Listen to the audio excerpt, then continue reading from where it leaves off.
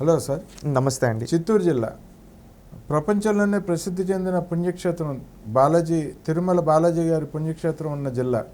ఈ జిల్లాలో ఎన్నో ఆధ్యాత్మిక కార్యక్రమాలు, ఆధ్యాత్మిక పరమైన విధులు జరుగుతూ ఉండేవి. చంద్రబాబు గారి నాటి పాలనలో అనేక పరిశ్రమలను కూడా తీసుకురావడం జరిగింది.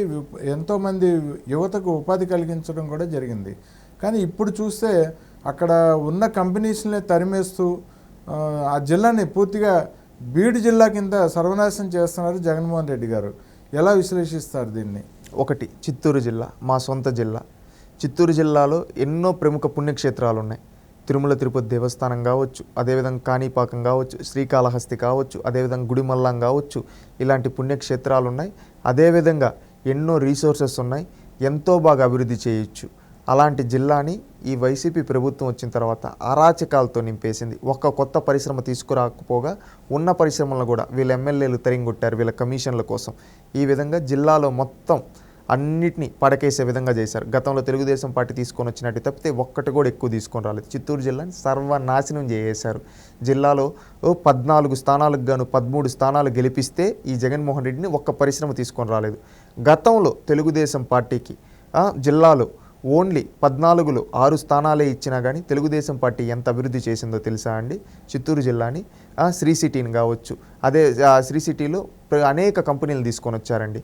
అనేక కంపెనీలు తీసుకొని వచ్చి అభివృద్ధి చేశారు. అదేవిధంగా Shri Venkateswara mobile and electronic manufacturing cluster అని చెప్పి దాంట్లో సిలికాన్, కార్బన్ ఇలాంటి కంపెనీలు, డిక్సాన్, టీసీఎల్, జోహో ఇలాంటి కంపెనీలన్నీ అక్కడ పెట్టడం జరిగిందండి. అదేవిధంగా జిల్లాలోకి హాంద్రినీవా జలాలు తీసుకొని వచ్చి 9 నియోజకవర్గాలకి నీళ్ళు ఇవ్వడం జరిగిందండి. అదేవిధంగా జిల్లాలో పేదల కోసం 74,908 ఇళ్ళు కట్టించారండి. ఎంఎస్ఎంఈ చిన్న తరహా పరిశ్రమల్లో 60,000 మందికి ఉపాధి కల్పించారు. అదేవిధంగా ప్రపంచ ప్రఖ్యాతి విద్యా సంస్థలైన ఐఐటి, ఐజార్, ఐడిటి, ఐసిటి ఇలాంటి ప్రతిష్టాత్మక విద్యా సంస్థల్ని చిత్తూరు జిల్లాకు తీసుకొని రావడం జరిగిందండి. అదేవిధంగా TCL, hero Motors, Foxconn, Isuzu Motors వంటి పరిశ్రమలు తీసుకొని వచ్చారు. ఇవే కాకుండా 54 భారీ మధ్య తరహా పరిశ్రమల ద్వారా 24,227 మందికి ఉపాధి కల్పించారు. అదేవిధంగా తిరుపతిని 1,600 కోట్లతో తిరుపతిని ఒక స్మార్ట్ సిటీగా డెవలప్ చేయడానికి శ్రీకారం చుట్టారు. ఇవన్నీ చేశారు చంద్రబాబు నాయుడు గారు. ఇవన్నీ చేస్తూనే ప్రతి చెక్ డ్యాములు కట్టించారు రైతుల కోసం. ఎక్కడ పాసిబిలిటీ ఉంటే అక్కడంతా చెక్ డ్యాములు కట్టించారు. సీసీ రోడ్లు వేయించారు, ఎల్ఈడి బల్బులు పెట్టించారు. అదేవిధంగా అక్కడ ఎవరికైనా సహాయం కావాల్సి ఉంటే వాళ్ళకి సహాయం చేశారు. సంక్షేమ అభివృద్ధి కార్యక్రమాలు అన్నిటికీ సక్రమంగా చేశారు చంద్రబాబు నాయుడు గారు. ఇంత చేసినా చిత్తూరు జిల్లా ప్రజలు జగన్మోహన్ రెడ్డి గారి మాటలు నమ్మారు. ఆ రోజు నమ్మి జగన్మోహన్ రెడ్డి గారు ఒక్క అవకాశం అంటే ఇచ్చారు. ఒక్క అవకాశం ఇస్తే జగన్మోహన్ రెడ్డి ఏం చేశాడంటే ఒక్క పరిశ్రమ తీసుకొని రాలేదు. ఉన్న పరిశ్రమలు తరింగొట్టాడు. ఏంటంటే ఈయనకి 14 స్థానాలకు గాను 13 స్థానాలు ఇస్తే చేసిన డెవలప్మెంట్ గుండు సున్నా. గతంలో చంద్రబాబు నాయుడు గారికి మెజారిటీ ఇవ్వకపోయినా జిల్లాలో అభివృద్ధి చేశాడు. అది చంద్రబాబు నాయుడు గారి కమిట్మెంట్. ప్రజలకి నేను సేవ చేయాలని. ఇంత మెజారిటీ ఇచ్చిన ప్రజలను గాలికి వదిలేసి కమిషన్ల కోసం యువత భవిష్యత్తుని శూన్యం చేసి కంపెనీలను తరిమికొట్టాడు ఈ జగన్మోహన్ రెడ్డి. అందుకని చిత్తూరు జిల్లా ప్రజలను ఆలోచించమని చెప్తున్నాం. ఎందుకంటే చిత్తూరు జిల్లా అభివృద్ధి చెందాలన్నా, పరుగులు పెట్టాలన్నా, రాష్ట్రంలో చిత్తూరు జిల్లా ఒక నెంబర్ 1 జిల్లాగా, ఒక ఎలక్ట్రానిక్ హబ్గా తయారవ్వాలంటే ఖచ్చితంగా తెలుగుదేశం గెలవాలి. ఎందుకంటే మన జిల్లాలో ఎన్నో కంపెనీలు తీసుకొని వచ్చి మన జిల్లాలో ఎంతోమంది యువతకు ఉపాధి కల్పించారు. ఎలక్ట్రానిక్ కంపెనీలు కావచ్చు, శ్రీ సిటీ కావచ్చు, ఈ విధంగా ఎంతమంది చేస్తున్నాం ఒక్కసారి ఆలోచించండి.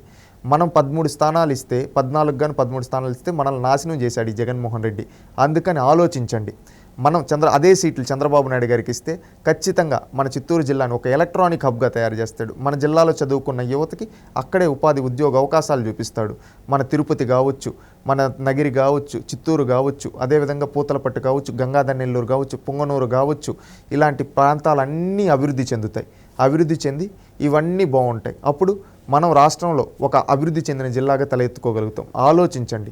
రాష్ట్ర భవిష్యత్తు కోసం అదే మన చిత్తూరు జిల్లా అభివృద్ధి కోసం రేపు జరగనున్న సార్వత్రిక ఎన్నికలు మే 13వ తేదీ తెలుగుదేశం పార్టీకి ఓటేసి గెలిపిద్దాం. మన చిత్తూరు జిల్లాని గెలిపించుకున్నాం. మళ్ళీ మన జిల్లాను అభివృద్ధి బాటలో పయనింపజేద్దాం.